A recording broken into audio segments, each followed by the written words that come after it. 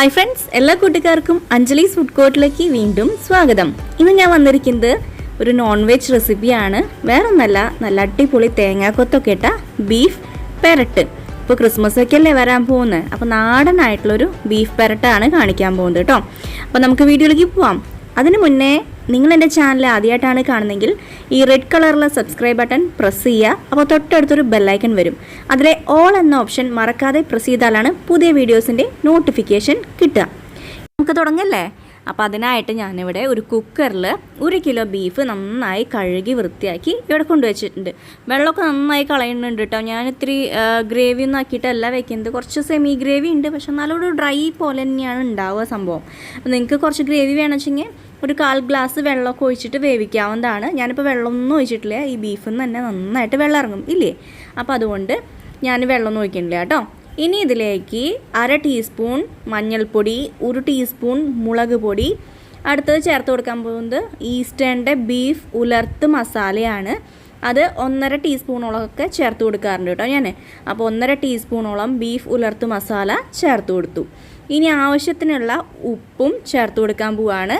അപ്പോൾ അതിന് മുന്നേ ഞാൻ ഇപ്പോൾ ഇട്ട് കൊടുത്തത് എന്താണെന്നറിയോ? മല്ലിപ്പൊടിയാണ്. അത് ഒരു 2 ടീസ്പൂണോളം ഇട്ട് കൊടുക്കുന്നുണ്ട്. മല്ലിപ്പൊടിയൊക്കെ കൂടുതൽ ഇട്ട് കൊടുത്താലാണ് ഈ നോൺ വെജ് കറികൾക്കൊക്കെ നല്ല ടേസ്റ്റ് കിട്ടുക, കൊഴുപ്പൊക്കെ കിട്ടുക. അപ്പോൾ ഞാൻ 2 ടീസ്പൂണോളം മല്ലിപ്പൊടിയും പിന്നെ ആവശ്യത്തിന് ഉപ്പും ചേർത്ത് കൊടുത്തു. ഇനി എന്താ ചെയ്യേണ്ടതെന്ന് വെച്ചിട്ടുണ്ടെങ്കിൽ നന്നായിട്ട് കൈ വെച്ചിട്ട് ഇതുപോലെ അങ്ങട് എന്ത് ചെയ്യണം? മിക്സ് ചെയ്ത് കൊടുക്കുക. കണ്ടില്ലേ? അപ്പോൾ നന്നായിട്ട് തന്നെ കൈ വെച്ച് മിക്സ് ചെയ്ത് കൊടുക്കുക കേട്ടോ. പിന്നെ ചിലവർക്ക് അങ്ങനെ കൈ വെച്ച് മിക്സ് ചെയ്യാനൊക്കെ കുറച്ച് പാടായിരിക്കും. അങ്ങനെയുള്ളവർ എന്താ വെച്ചെങ്കിൽ സ്പൂൺ വെച്ചിട്ടെങ്കിലും മിക്സ് ചെയ്ത് കൊടുക്കുക. അപ്പോൾ അടിഭാഗത്തൊക്കെ ഇല്ലെങ്കിൽ പിടിക്കില്ല, ഈ ഒരു മസാല പിടിക്കില്ല. നമ്മൾ പ്രത്യേകം ശ്രദ്ധിക്കേണ്ട എന്താ വെച്ചെങ്കിൽ കുക്കറിലിട്ട് അടിക്കുകയാണെങ്കിലും മുകളിൽ ചിലപ്പോൾ ഇങ്ങനെ മസാലകൾ കിടക്കും. അപ്പോൾ ഇത് നന്നായിട്ട് കൈ വെച്ചിട്ട് തന്നെ മിക്സ് ചെയ്ത് കൊടുക്കാൻ നോക്കുക. ഇനി 2 അല്ലി വെളുത്തുള്ളിയും ഒരു ചെറിയ കഷ്ണം ഇഞ്ചി പിന്നെ കുറച്ച് പച്ചമുളകും കൂടി ഇട്ട് കൊടുത്തിട്ടുണ്ട്, ചതച്ചിട്ട് കേട്ടോ. അപ്പോൾ അതും കൂടി ഇതിലേക്ക് നന്നായിട്ട് പുരട്ടി കൊടുക്കുക. അപ്പോൾ ഒരുവിധം സെറ്റാക്കിയിട്ടുണ്ട്. ഇനി ഇത് എൻ്റെ കുക്കറിൽ ഒരു 8 വിസിൽ അടിച്ചാലാണ് കറക്റ്റ് വേവ് കിട്ടുക. അപ്പോൾ നിങ്ങളുടെ കുക്കറിൽ എത്രയാണോ വേവാനുള്ള വിസിൽ വെച്ചെങ്കിൽ അത്രയും വേവിച്ചെടുക്കുക. സാധാരണ ഉള്ളൊരു 2 വിസിൽ വയ്ക്കുക, പിന്നെ സിമ്മിൽ 15 മിനിറ്റ് അതവിടെ വേവാൻ വെച്ചു. അടുത്ത് എടുക്കാൻ പോകുന്നത് എന്താ വെച്ചെങ്കിൽ ഇതിലേക്കുള്ള സവോള, തക്കാളി, ഇഞ്ചി, പച്ചമുളക്, വെളുത്തുള്ളി ഈ വക ഐറ്റംസാണ്. അപ്പോൾ ഞാനൊന്ന് ഇവിടെ എടുത്തിരിക്കുന്നത് 3 ചെറിയ സവോള കൊത്തിയരിഞ്ഞത്, പിന്നെ 1 കുടം വെളുത്തുള്ളി, അതുപോലെ ഒരു ചെറിയ കഷ്ണം ഇഞ്ചി, പിന്നെ ഒരു വലിയ പച്ചമുളക്, അതുപോലെ തന്നെ തക്കാളി ഒരെണ്ണം മീഡിയം സൈസ് ഉള്ളത്. അപ്പോൾ ഇഞ്ചി, പച്ചമുളക്, വെളുത്തുള്ളി ഞാൻ ചതച്ചെടുത്തു. കറിവേപ്പിലയും വെച്ചിട്ടുണ്ട്. അപ്പോൾ ഞാൻ ഉരുളിയിലാണ് ഇന്ന് എന്തുണ്ടാക്കുന്നത്? നമ്മളുടെ ബീഫ് ഉലർത്ത് ഉണ്ടാക്കാൻ പോകുന്നത്. അപ്പോൾ അതിനായിട്ട് ആദ്യം ഉരുളി വെച്ചു. അതിലേക്ക് 2.5 ടേബിൾ സ്പൂണോളം നാടൻ വെളിച്ചെണ്ണ ഒഴിച്ചു കൊടുത്തു കേട്ടോ. അപ്പോൾ ഈ വെളിച്ചെണ്ണ ഒന്ന് മൂത്ത് വരുന്ന സമയത്ത് എന്താ ചെയ്യേണ്ടത്? കുറച്ച് തേങ്ങാക്കൊത്ത് അങ്ങോട്ട് ഉണ്ടാക്കി വെക്കുക. അപ്പോൾ തേങ്ങാക്കൊത്തൊക്കെ ഇട്ടാലാണ് നാടൻ രീതിയിലുള്ള ബീഫ് കറി ആവുള്ളൂ. അപ്പോൾ അതുകൊണ്ട് തേങ്ങാക്കൊത്ത് 1/2 മുറി തേങ്ങയുടെ തേങ്ങ കൊത്തിയെടുത്തതാണ് ഈ കാണുന്നത്. ആദ്യം തന്നെ തേങ്ങയൊക്കെ ഇട്ടൊന്ന് വറുത്തെടുക്കുക. അപ്പോൾ ഞാനിത് വറുത്ത് മാറ്റണമൊന്നുമില്ല, ചിലരത് വറുത്ത് കോരി എടുക്കാറുണ്ട്. ഞാൻ ഇതിൽ തന്നെ ഇട്ടിട്ട് തന്നെയാണ് എല്ലാം ചെയ്യൽ കേട്ടോ. അപ്പോൾ ഇത് ഓക്കെ ആയിട്ടുണ്ട്. ഇനി അതൊന്ന് മാറ്റിയിട്ട് ആ നടുഭാഗത്ത് എണ്ണ തെളിഞ്ഞ് വരില്ലേ, അതിലേക്ക് തക്കാളി ഇട്ട് കൊടുത്തു. തക്കാളി പിന്നെന്താണ് നമ്മൾ എടുത്തു വെച്ചിട്ടുള്ള സവോള, വെളുത്തുള്ളി, ഇഞ്ചി, പച്ചമുളക് ആ വക ഐറ്റംസൊക്കെ ചേർത്തിട്ട് ഒന്ന് വഴറ്റിയെടുക്കണം. അപ്പോൾ നന്നായി വഴറ്റിയാലാണ് ആ പച്ചമണവും ആ ഒരു മധുരം ഉണ്ടാവുമല്ലോ ഈ സവോളയുടെ, അതൊക്കെ പോവുള്ളൂ കേട്ടോ. അപ്പോൾ അത് പ്രത്യേകം ശ്രദ്ധിക്കുക. ചിലരധികം വഴറ്റണ കണ്ടിട്ടില്ല ഞാൻ. അപ്പോൾ അതിൻ്റെ കറിക്കൊരു മധുരമാണ് ഉണ്ടാവുക. ചില ഹോട്ടലിൽ നിന്നൊക്കെ വാങ്ങുമ്പോൾ കണ്ടിട്ടില്ലേ മധുരമായിട്ടിരിക്കുന്ന കറിയൊക്കെ. അപ്പോൾ നന്നായി വഴറ്റി വെച്ചെങ്കിൽ ആ ഒരു മധുരമൊന്നും ഉണ്ടാവില്ല കേട്ടോ. അപ്പോൾ ഇതൊന്ന് വഴലാനായിട്ടുള്ള ഉപ്പും ചേർത്ത് കൊടുക്കണം ഈ സമയത്ത്.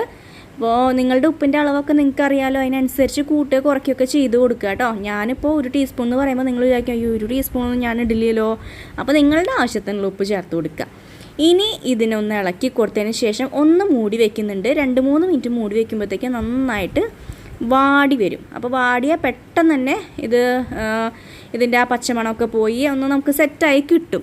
അപ്പോൾ ഞാനൊന്ന് മൂടി വെക്കട്ടെ കേട്ടോ. ഒരു 2-3 മിനിറ്റൊക്കെ മതി, അധികം മൂടി വെക്കണ്ട. പിന്നെ മീഡിയം ഫ്ലെയിമിൽ വെക്കാൻ നോക്കുക. ഈ സമയത്ത് ബീഫ് വെന്തിട്ടുണ്ട്, കറക്റ്റ് പാകമായിട്ട് കിട്ടിയിട്ടുണ്ട് കേട്ടോ. ബീഫ് വേവുമ്പോൾ അതൊന്ന് ചുങ്ങും, അപ്പോൾ ക്വാണ്ടിറ്റി കുറഞ്ഞ പോലെ തന്നെയാണ് ഉണ്ടാവുക. അപ്പോൾ എന്നാലും ഞാൻ 1 കിലോനുള്ളതാണ് ഈ പറഞ്ഞിരിക്കുന്നത് കേട്ടോ. ഈ സവോളയുടെ അളവും തക്കാളിയുടെ അളവും അതുപോലെ തന്നെ നാളികേരക്കൊത്തൊക്കെ. അപ്പോൾ നിങ്ങളുടെ ആവശ്യാനുസരണം കൂട്ടുകയോ കുറയ്ക്കുകയൊക്കെ ചെയ്യാം. ഞാൻ എടുക്കുന്ന രീതിയാണ് പറയുന്നത്. അപ്പോൾ ഇത് ഏകദേശം ഒന്ന് മുരിഞ്ഞ് വന്നിട്ടുണ്ട്. ഇനി എന്താ ചെയ്യേണ്ടത് വെച്ചിങ്ങനെ പൊടികൾ ചേർത്ത് കൊടുക്കാൻ പോവാണ്. ഓൾറെഡി നമ്മൾ ബീഫ് വേവിക്കുമ്പോൾ കുറച്ച് പൊടികളൊക്കെ ചേർത്ത് കൊടുത്തിട്ടുണ്ട്. അപ്പോൾ അതല്ലാതെ 1 ടേബിൾ സ്പൂണോളം മല്ലിപ്പൊടി വീണ്ടും ചേർത്ത് കൊടുക്കുന്നുണ്ട്. പിന്നെ കാശ്മീരി ചില്ലിപ്പൊടിയാണ്. കാശ്മീരി ചില്ലിപ്പൊടി 1.5 ടീസ്പൂണോളം ഇട്ട് കൊടുത്തു. പിന്നെ കുരുമുളക് പൊടി ആവശ്യാനുസരണം ചേർത്ത് കൊടുക്കുക. ഞാനിവിടെ 1.5 ടീസ്പൂൺ എടുത്തിട്ടുണ്ട്. അതുപോലെ തന്നെ ഗരം മസാല ഞാൻ ഇട്ട് കൊടുത്തിരിക്കുന്നതും 1.5 ടീസ്പൂണാണ്. നിങ്ങൾക്ക് കൂട്ടുക കുറയ്ക്കുകയൊക്കെ ചെയ്യാം. അപ്പോൾ നിങ്ങളുടെ ആവശ്യാനുസരണം എന്താ വെച്ചാൽ ചെയ്ത് കൊടുക്കുക.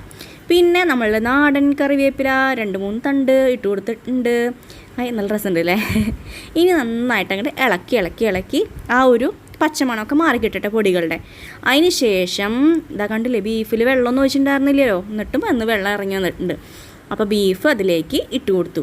അധികം വെള്ളം ഉണ്ട് വെച്ചെങ്കിൽ കുറച്ച് മാറ്റി വയ്ക്കുക കേട്ടോ. എന്നിട്ട് നന്നായിട്ട് ഇതിലിങ്ങനെ പെരട്ടി അങ്ങോട്ട് എടുക്കുക. അപ്പോൾ തന്നെ നല്ല മണം വന്നിട്ടുണ്ട്. അപ്പോൾ ഇനി ഈ ബീഫ് കുറച്ച് നേരം കൂടി ഒന്ന് ഇതിൽ കിടന്നിട്ട് സെറ്റായി കിട്ടണം. ഈ മസാലക്കൂട്ടൊക്കെ ഒന്ന് പിടിച്ച് ബീഫിലേക്ക് ആ മസാലയൊക്കെ ഒന്ന് ഇറങ്ങി കിട്ടണ്ടേ, എന്നാലല്ലേ കറക്റ്റ് ടേസ്റ്റ് ആവുള്ളൂ.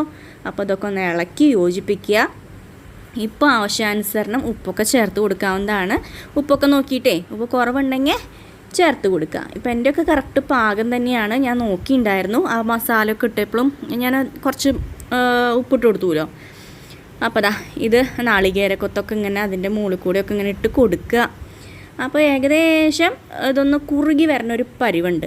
അപ്പോൾ നമുക്ക് സ്റ്റൗവൊക്കെ ഓഫ് ചെയ്ത് മൂടി വയ്ക്കാം കേട്ടോ. അപ്പോൾ ഇത് കുറുകിയിട്ടില്ലേ, കണ്ടില്ലേ, നിങ്ങൾക്ക് കണ്ടറിയാവുന്ന ഒന്നിനോട് തൊടാണ്ടാണല്ലേ കിടക്കുന്നത്. അപ്പോൾ ഇതൊക്കെ നന്നായിട്ട് അങ്ങോട്ട് യോജിച്ച് കിട്ടുമ്പോൾ നല്ല തിക്കായിട്ട് വരും. അപ്പോൾ ആ ഒരു പരിവാണ് കറക്റ്റ്. ഇത് തീ ഓഫ് ചെയ്യേണ്ട സമയം. ഇനി ഇതൊന്ന് കുറച്ച് നേരം ഇതൊക്കെ ഒന്ന് വറ്റാൻ വേണ്ടി ഒന്ന് വെയിറ്റ് ചെയ്യാം.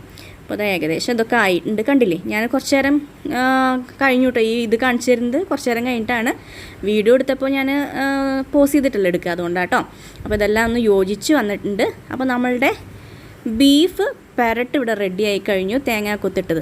ഇനിയാണ് ഒരു ട്രിക്ക്. ഇതെന്താ വെച്ചെങ്കിൽ കുറച്ച് സോയാ സോസ്, നിർബന്ധമൊന്നുമില്ല, പക്ഷേ ഇത് ഇട്ടിട്ടുണ്ടെങ്കിൽ നല്ലൊരു ടേസ്റ്റാണ്. നിങ്ങളൊന്ന് ട്രൈ ചെയ്ത് നോക്കുക, എന്നിട്ട് അഭിപ്രായം അറിയിക്കുക കേട്ടോ.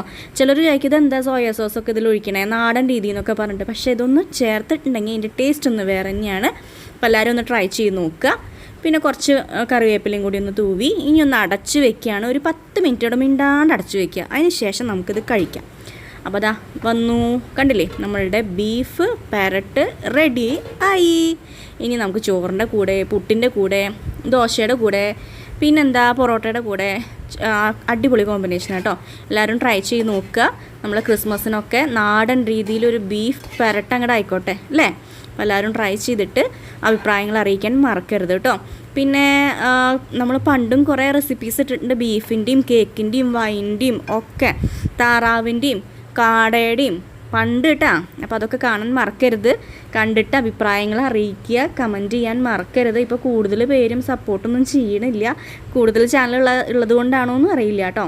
എന്തായാലും സാരമൊന്നുമില്ല, എന്നാലും കാണുമ്പോൾ കമൻറ്റൊക്കെ കിട്ടുമ്പോൾ സന്തോഷമാണ്, അതുകൊണ്ടാണ് പറയണേ. ഇനി പുതിയ വീഡിയോ ആയിട്ട് വേഗം തന്നെ വരാം. താങ്ക്